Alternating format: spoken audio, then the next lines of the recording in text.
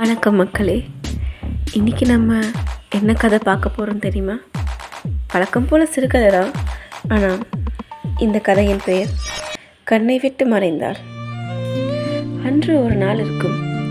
அந்த பெண்ணை பார்த்தேன். அவள் மாநிலத்தில் மீன் போன்ற கண்களோடு பார்க்க பருமனாக இருந்தாள்.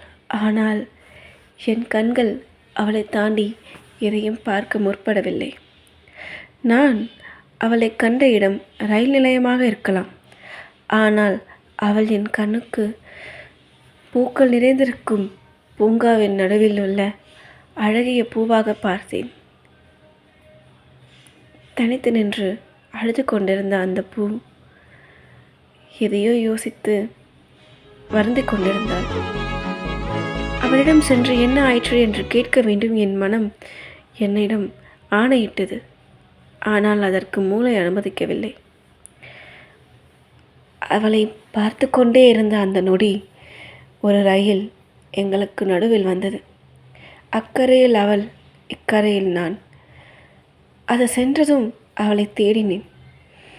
என் கனவு கன்னியை போன்ற அவள் என் கண்ணுக்கு தெரியாமல் மறைந்தே போனாள். அடுத்து வந்த 3 மாதங்கள் அவளை நான் பார்க்க காண கிடைத்தது. அவளை பார்க்கும்போதெல்லாம் நான் எந்த வேலையாக வந்தேன் என்பதை கூட மறந்து அவளை பார்த்து கொண்டே இருப்பேன். அதற்கு பிறகு சில நாட்கள் அவள் வரவில்லை. நாட்கள் சென்றது. அவளை பார்க்க முடியவில்லையே என்று மனம் துடித்தது. அவளை பார்த்த பிறகு நான் பார்த்த படங்கள் என்னையும் அவளையும் சேர்த்து கதையாக காமித்தது. நான் கேட்ட பாடல்கள் அவளும் நானும் பேசினால் எப்படி இருக்கும் என்று காட்டியது.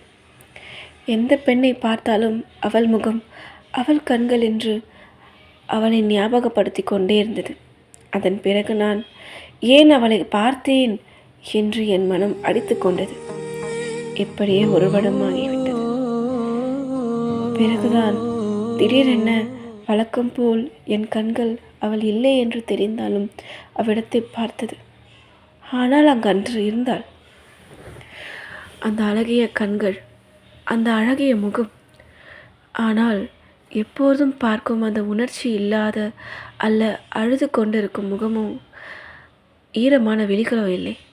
இம்முறை மனம் திறந்து சிரித்து கொண்டிருந்தாள்.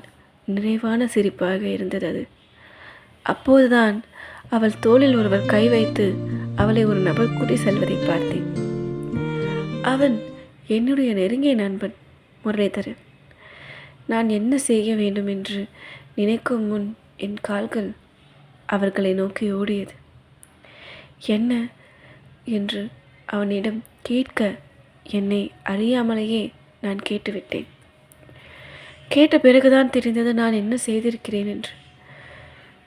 பிறகு என்ன என்று கேட்டால் அவர்கள் என்ன நினைப்பார்கள் என்று என் கேள்வியை திருத்திக் கொண்டு, என்ன இங்கு உன்னை பார்க்க கிடைத்ததே என்று கேட்டேன். அவன் மெல்லமாக சிரித்து என்னை பார்த்து சொன்னான், எனது காதலை பற்றி சொல்லியிருக்கிறேன் அல்லவா, அவள்தான் இவள். 2 வருடங்கள் நாங்கள் ஒரு பிரச்சனைக்காக இவளும் நானும் வருந்தி கொண்டிருந்தோம். அவள் பெற்றோர் என்னை அவர்கள் மருமகனாக ஏற்க விரும்பவில்லை. என் வீட்டிலும் என்னால் பேசி சமாளிக்க முடியவில்லை. நாங்கள் இருவரும் வாழ்வு வேண்டுமா என்று அவ்வளவு வருத்தத்தோடு தான் வாழ்ந்து கொண்டிருந்தோம். கடைசி 6 மாதங்கள் எங்களுக்கு மிகவும் கடினமாக இருந்தது. என்னால் இவள் பெற்றோர் இவளை கடந்த 1 வருடமாக வெளியூருக்கு கூட்டி சென்று விட்டார்கள். அனைத்தையும் முடித்து வெளிநாட்டிற்கு சென்று இவளை அடைவதற்காக எத்தனையோ வேலை செய்து இப்போது நிரந்தரமான ஒரு வேலையில் நிறைவான சம்பளத்தோடு உரிமையோடு வந்து பெண் கேட்டேன். ஆரம்பத்தில் வேண்டாம் என்று சொன்னாலும் இதோ இப்போது எங்களுக்கு திருமணம் செய்து வைக்க முடிவு வைத்தார்கள். 1.5 வருடமாகிவிட்டது.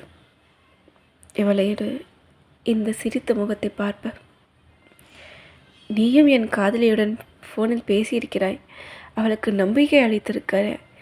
அவள் ஏற்கனவே கஷ்டப்பட்டிருந்திருக்கிறாள்.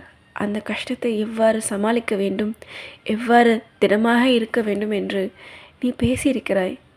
ஆனால் கடைசி 1 வருடமாக என்னால் உன்னிடம் சரியாக பேசவில்லை, வெளிநாட்டில் இருந்ததால். பிறகு அவன் என்னிடம் கேட்டான், சரி வாயேன், அப்படியே வீட்டுக்கு செல்வோம். சென்று சாப்பிட்டு விட்டு உன்னிடம் இந்த இனிப்பான செய்தியை சொன்னதை என் வீட்டிற்கு தெரிவிக்கிறேன் என்று கூறினான். அவர்கள் கதையில் நான் ஒன்று தெரிந்து கொண்டேன். என் நெருங்கிய நண்பன் அவளுடைய சிரித்த முகத்தை பார்த்து காதலித்து அவளை என்றும் சிரித்த முகத்தோடு தான் ரசித்திருக்கிறான். அதை தான் எப்போதும் பார்க்க விரும்புவான் என்று. ஆனால் நானோ அவள் அழுததை அல்லவா பார்த்து ரசித்தேன். அந்த முகம்தானே எனக்கு அழகாக தெரிந்தது.